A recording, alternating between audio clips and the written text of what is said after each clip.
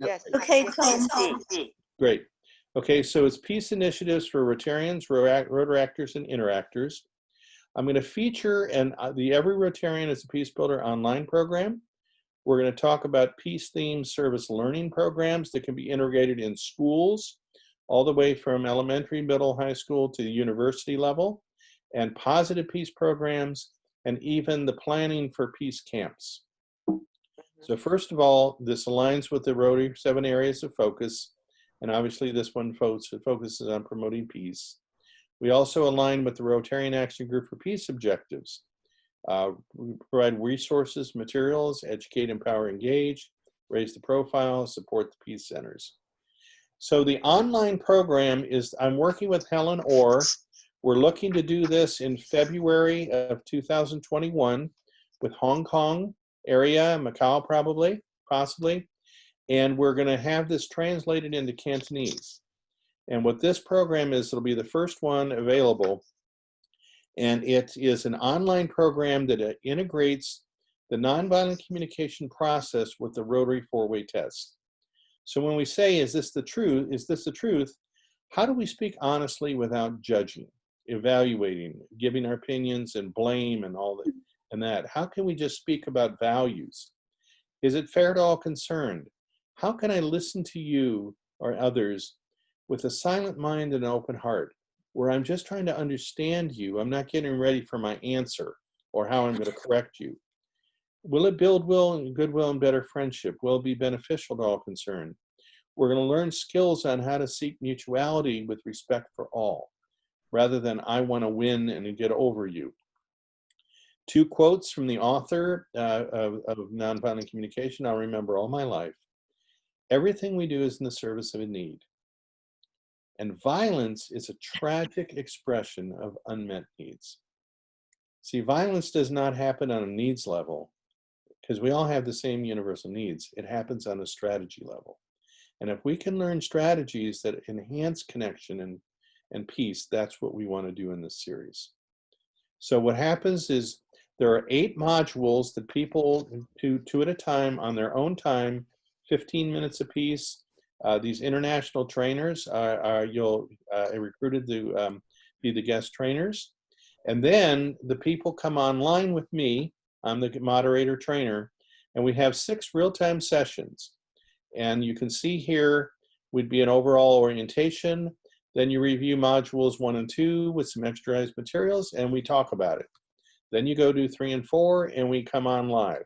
If you cannot attend the live one, they're all recorded. And that takes a series that leads to everybody creating their own Peace Builder action plans. So what happens, here's an example of what it would look like. And up to your left was one of our trainers. And then people are going to enhance their social emotional intelligence. What they're going to look at the skills and build their language of how can I have the confidence that I can be a peace builder even in crucial and challenging conversations. The next part I want to show is how this can integrate into schools, into Rotaract clubs, into Interact clubs through what we call service learning. And the service learning pyramid is a method of teaching that is accepted around the world in educational sector and after school programs. And the theory of service learning is if I'm going to learn because I'm going to teach others then through service, I will retain 90% of what I learn. It's called the service learning pyramid.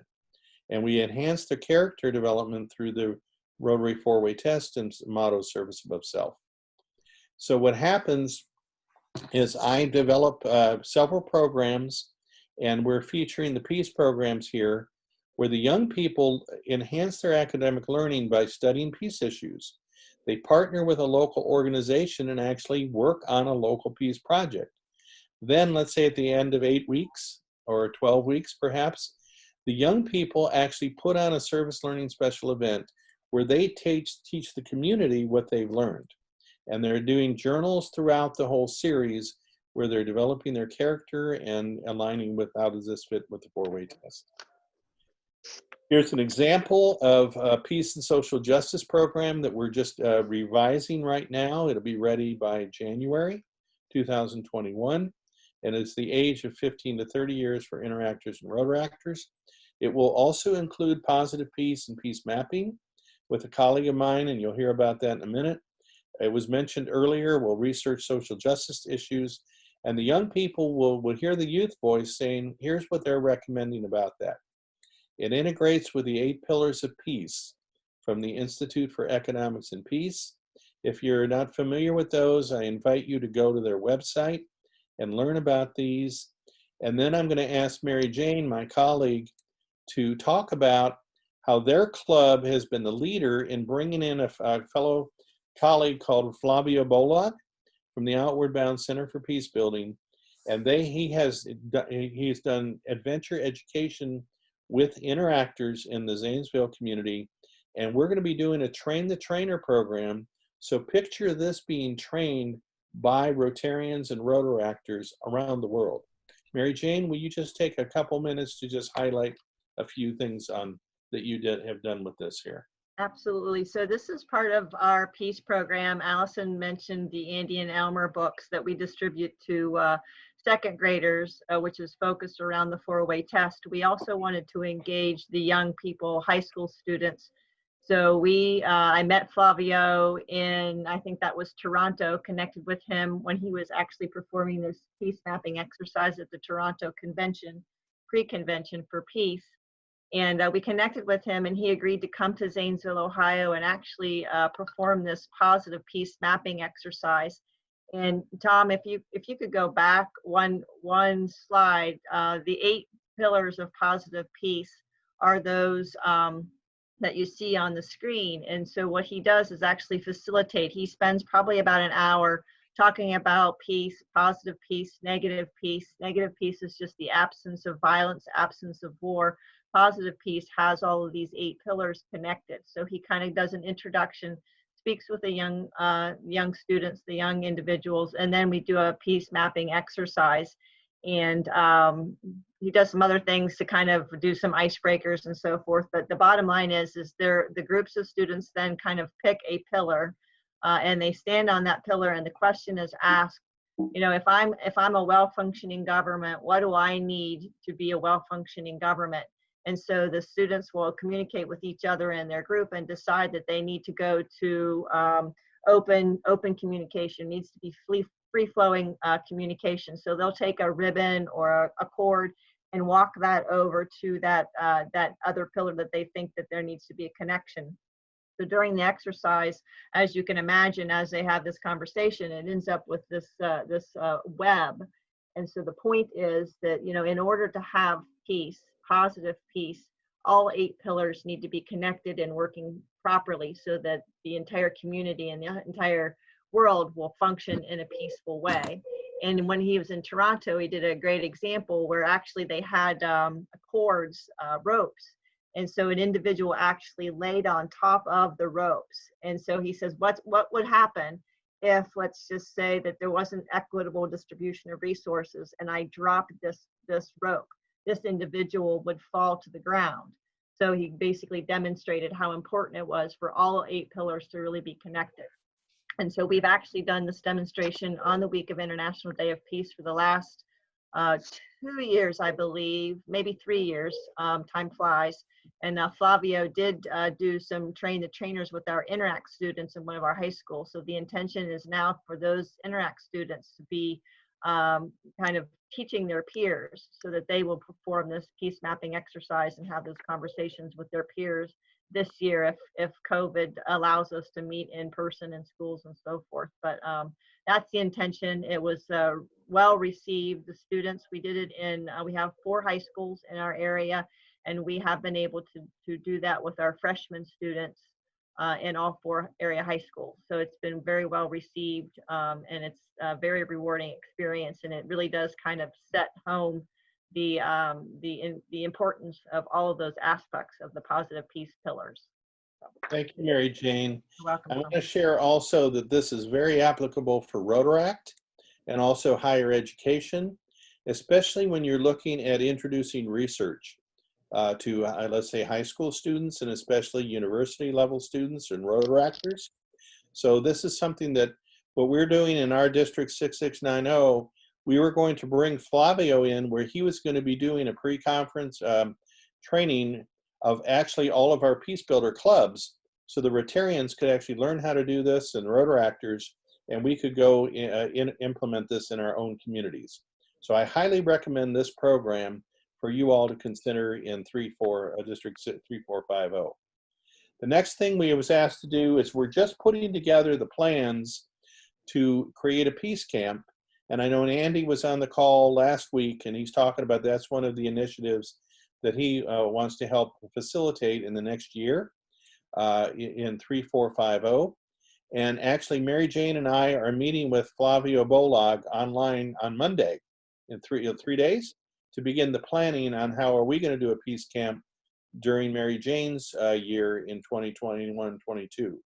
We'll feature some possibilities. This is just developing nonviolent communication process with Rotary four-way test, positive peace and peace mapping we just talked about, and they begin to research the 8 pillars of peace, let's say.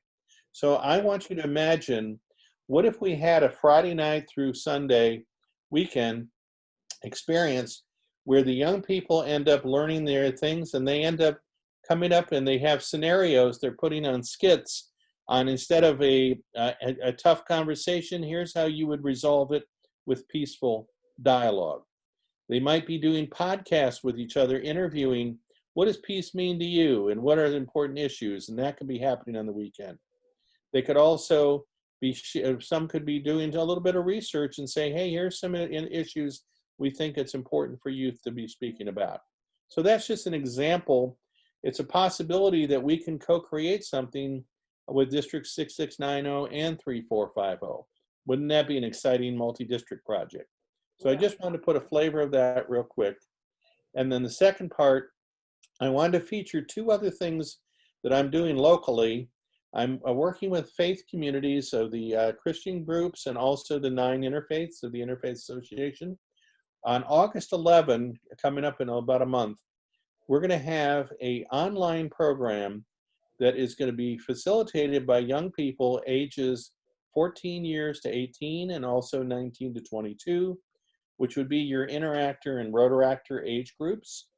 The youth are going to actually, 3 people are going to be doing presentations about what are the issues going on in 2020, COVID, race relations, what is Edge School going to look like in next month, all those kind of issues. They're going to speak about that.